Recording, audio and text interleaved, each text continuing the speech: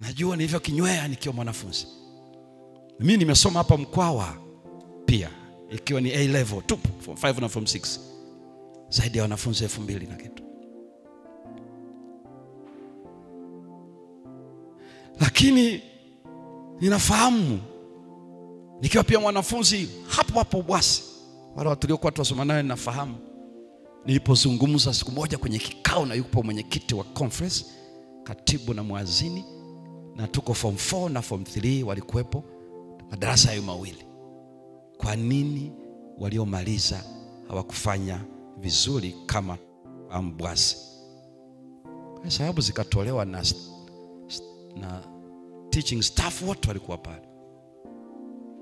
Nikaona wanapiga chenga hivi na vile, na walimu wanaelezea, nikasikia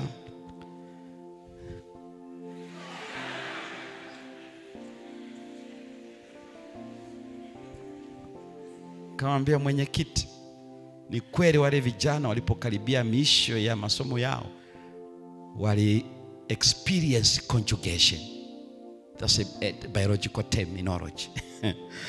Kwa wakafanya conjugation. Pastor Peter anasema kuna maneno mengine ukiaita kwa Kiswahili la.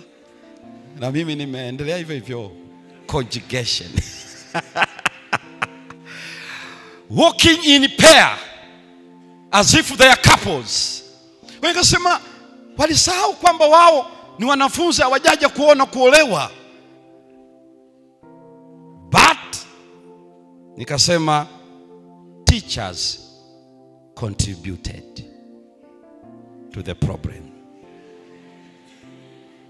Nasema baadhi ya walimu na wako hapa walilala na wanafunzi. Afu nikaketi. Wewe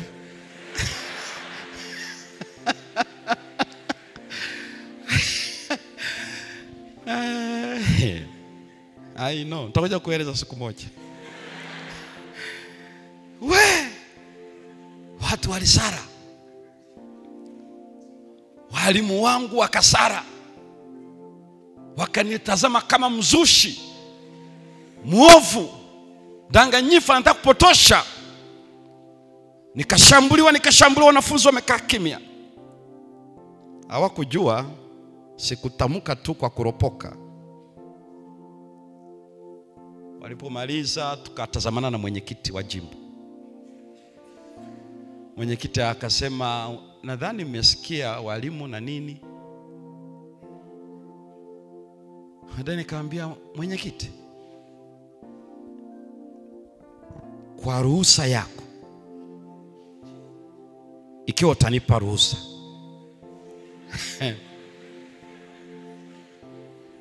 nitawataja wote hao walimu walioko hapa.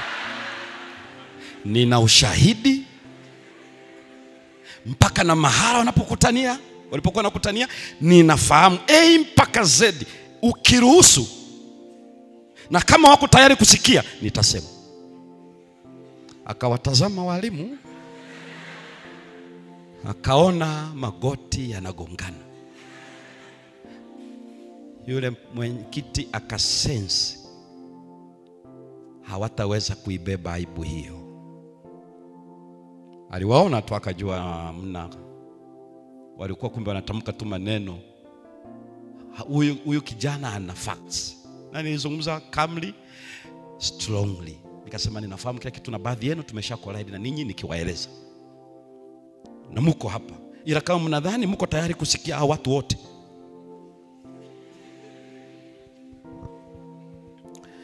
kuanzia hapo ninajua nilivyokunywa kikombe.